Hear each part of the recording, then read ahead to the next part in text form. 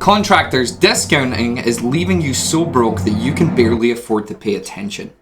The average contractor is only making around 7 cents on every revenue dollar, but in this video we're going to teach you how to stand your ground and still get the sale. I have sat in my truck with my thumb over the send button, about to knock 10% off a quote I already knew was priced right countless times. And every single time I told myself that I was just doing what I had to do to win the job, but I wasn't. I was paying that customer for the privilege of working for them. The price was never the problem.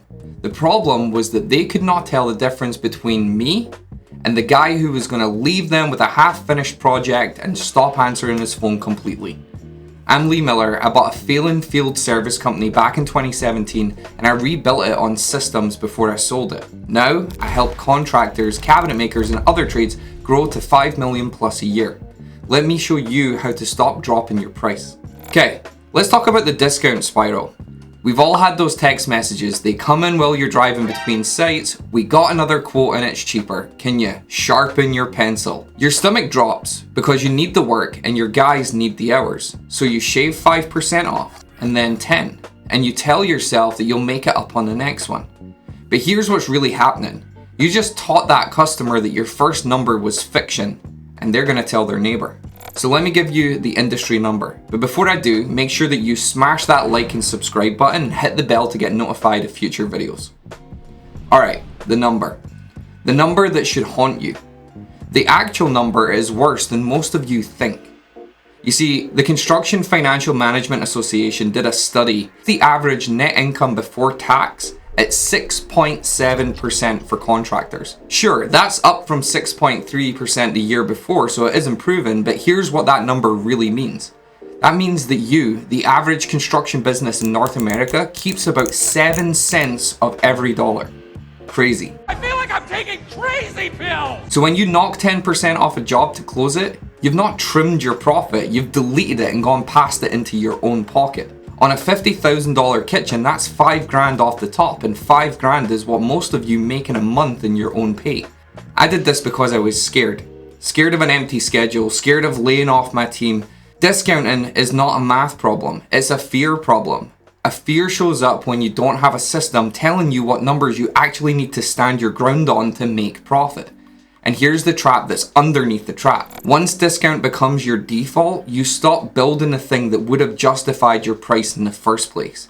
You stop working on your presentation, you stop tightening your processes.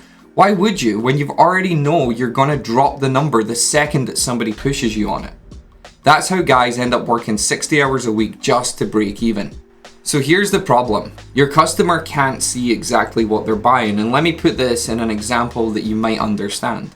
If there's two hammers sitting on a table, one of them is $50 and the other one is $100, you're gonna take the 50 every time because they look the same sitting there side by side. Now let me tell you, the $100 one has a lifetime guarantee and the head won't come off after the third swing.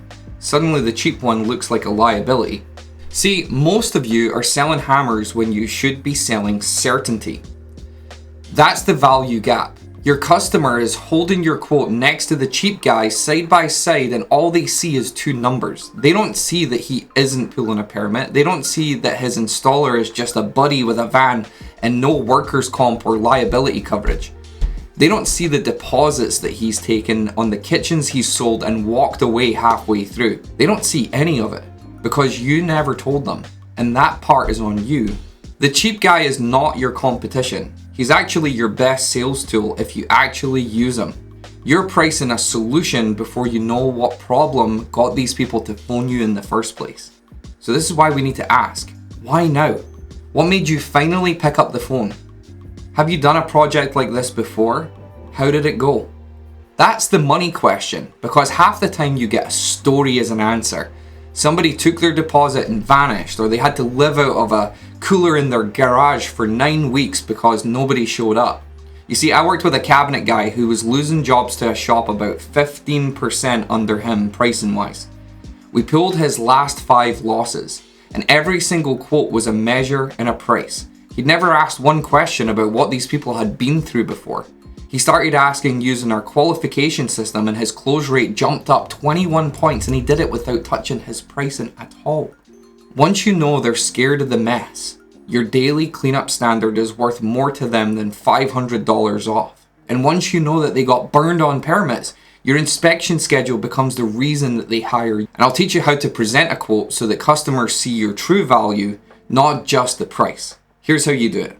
You write the quote and you stop sending a PDF with one line that says kitchen renovation $42,000. That's a death sentence. You're giving them nothing to compare except the number. So of course they compare the number. You have to break it into pieces that they can see and feel. The core values, the prep levels, the material grade and why you spec'd it in the first place, who's going to be leading the job and how often they're going to hear from you. The warranty, the cleanup standard, the schedule with real dates and real names on it. This is the presentation step of our 9-step sales process that we use with our clients within Conquer Contractor Chaos, and it's the step that most guys skip entirely. They do a decent discovery and then they email a number and wonder why it came down to price. You see, presentation also plays a key role. Now it's time to hold the line. Even after the quote's been sent, they might still come back and ask for that discount, and that's fine, that's normal. It doesn't mean you did anything wrong, some people are just cheeky. But here's what you say. You look them in the eye and go, I hear you. There's always somebody who'll do it for less. And I can't do this job at that price and still give you the warranty, the crew, and the finish that we talked about. So which part do you want me to take out to get there? You see, you didn't say no. You said that you have a standard and you're willing to stand behind it. And then you handed the decision back to them. Do you want to amend the price and the scope? You see, 9 times out of 10, they don't want anything taken out. They still want the same result.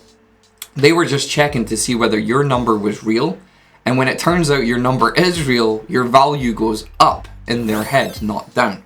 You didn't start this to be the cheapest guy in town.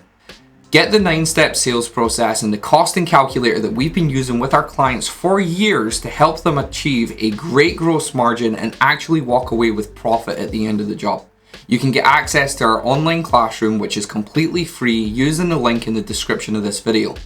And there are a few hundred cabinet guys and GCs in there working the same problem and coming out on top. I'll see you guys on the next one. Go conquer the chaos.